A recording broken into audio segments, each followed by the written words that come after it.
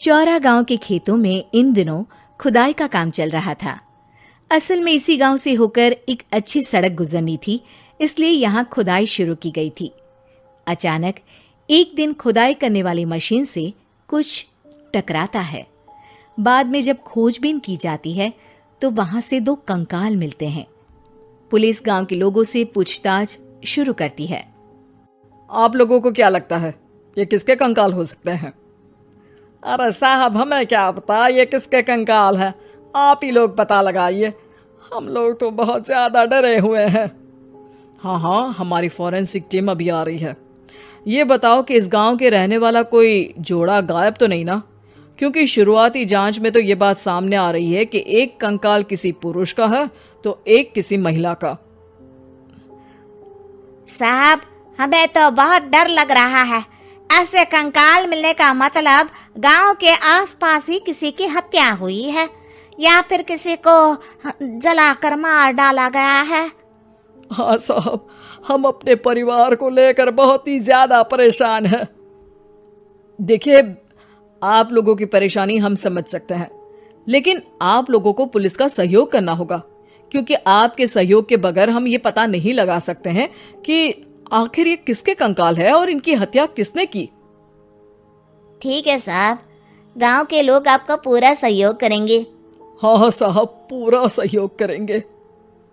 तो फिर ठीक है, हम अपनी जांच शुरू कर देते हैं। कुछ दिन बाद जांच रिपोर्ट आ जाती है।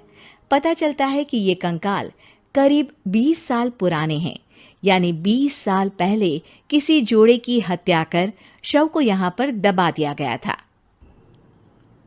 इंस्पेक्टर राघव, ये बताओ कि 20 साल पहले की मर्डर मिस्ट्री क्या अब सुलझ सकती है? हाँ सर, क्यों नहीं, लेकिन अब सबूत और गवाह काफी मिट गए होंगे। मुश्किल तो होगी, लेकिन शायद किसी परिवार को इंसाफ मिल सके। इंस्पेक्टर राघव, आप बिल्कुल सही कह रहे हैं। किसी परिवार को तो इंसाफ मिलेगा ही और किसी को उसके किए की सजा भी मिलेगी।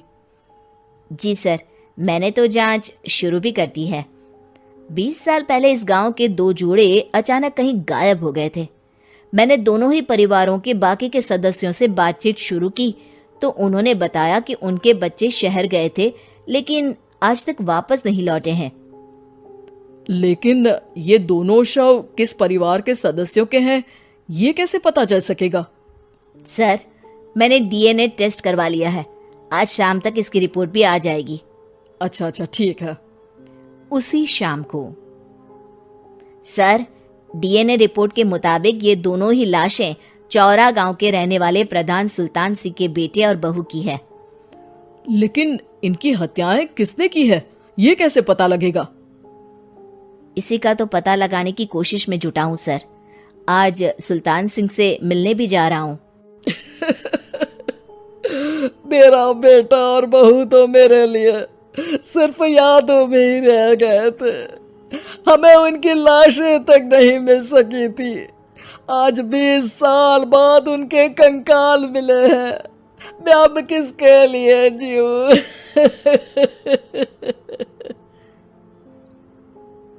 लेकिन सर, क्या आपकी किसी से कोई दुश्मनी थी? अपने बेटे बहू की हत्या के लिए आप किसे जिम्मेदार मान रहे हैं? अब मैं किसका नाम बोलूं?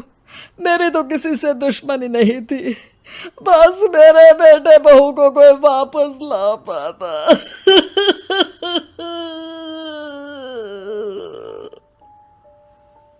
इसके बाद सुल्तान सिंह फूट फूट कर रोना शुरू कर देते हैं। सर, अब आप इनका अंतिम संस्कार करवा सकते हैं। कम से कम इनका शरीर ना सही, इनका कंकाल तो आपको मिला है। लेकिन हाँ, अगर आपको कुछ भी याद आए तो जरूर बताइएगा। मेरी तो बेटा अब उम्र हो गई है, लेकिन मेरे बेटे और बहू के हत्यारों का जरूर पता लगाइएगा, क्योंकि जब तक हत्यारे पकड़े नहीं जाएंगे मेरा मन नहीं मानेगा। सर, हमारी पूरी कोशिश रहेगी हत्यारे को पकड़ने की। लेकिन एक बात बताइए, उस वक्त आपको किस पर शक गया था? उस वक्त मेरे एक ड्राइवर को पकड़ा गया था, लेकिन सबूतों के अभाव में उसे छोड़ दिया गया था। अच्छा, और ड्राइवर पर कैसे शक हुआ था? क्योंकि उस दिन ड्राइवर छुट्टी पर था। उस समय लेकिन लाश क्यों नहीं मिल सकी थी? उस वक्त पुलिस ने बहुत कोशिश की थी, लेकिन दोनों की डेड बॉडी नहीं मिल सकी थी। ठीक है, हमारी तफ्तीश चल रही है, मैं फिर आऊंगा। इसके बाद इंस्पेक्टर वहां से चला जाता है और सुल्तान सिंह अपने बेटे और बहू की याद में खो जाते हैं। कुछ दिन बाद सुल्तान सर, एक बात बताइए, जब आपके बेटे बहू की हत्या हुई थी, उसी के आसपास आपके ही गांव का रहने वाला एक और जोड़ा उसी वक्त गायब हो गया था ना? हाँ सर, अलका और अभिषेक, वो भी मेरे बच्चों जैसे ही थे। तो फिर वो कहाँ है?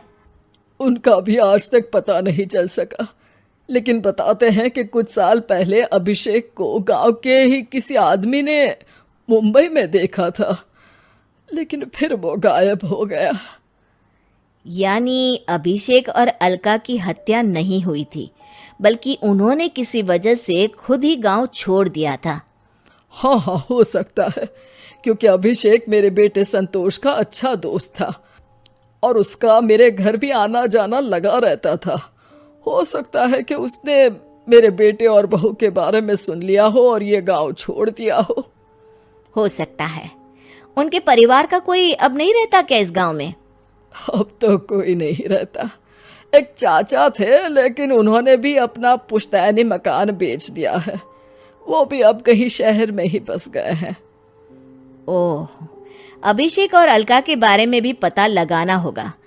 हो सकता है कि वही इस हत्या के बारे में कुछ बता सके। हो तो सकता है, लेकिन वो बेचारे तो खुद ही वक्त के मारे थे, वो क्या बताएंगे।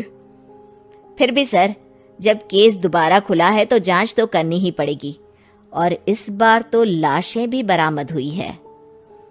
कुछ दिन तक लगातार तफ्तीश चलती रही। एक दिन थाने से सुल्तान सिंह को फोन आता है। हाँ, कौन बोल रहा है? सर, मैं कांस्टेबल तुलाराम बोल रहा हूँ थाने से। आपको थाने आना पड़ेगा। थाने? लेकिन क्यों? सर, किसी की पहचान करवानी है। अच्छा ठीक है, मैं दोपहर तक पहुंचता हूँ। सुल्तान सिंह दोपहर में थाने पहुंचता है।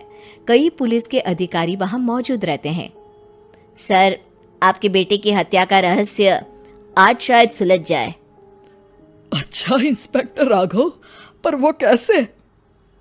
सर, उस आदमी को देखिए, क्या वही अभिषेक है? सुल्तान सिंह की आंखों में हैरानी से आंसू आ जाते हैं। हाँ सर, यही अभिषेक है। ये आपको कहाँ से मिला? सिर्फ अभिषेक ही नहीं, बल्कि इसकी पत्नी अलका भी इसके साथ है। मैडम, जरा अभिषेक की पत्नी को लाइए। जैसे ही अलका को पेश किया जाता है, सुल्तान सिंह जमीन पर गिर जाते हैं। सुल्तान सर, क्या हुआ आपको? आप अलका को देखकर गिर क्यों गए? सुल्तान सिंह सर पकड़कर बैठ जाते हैं। ये अलका नहीं, बल्कि ये तो मेरी बहू रितु है। पूरा थाना एक दूसरे का मुंह देखने लगता है। क्या?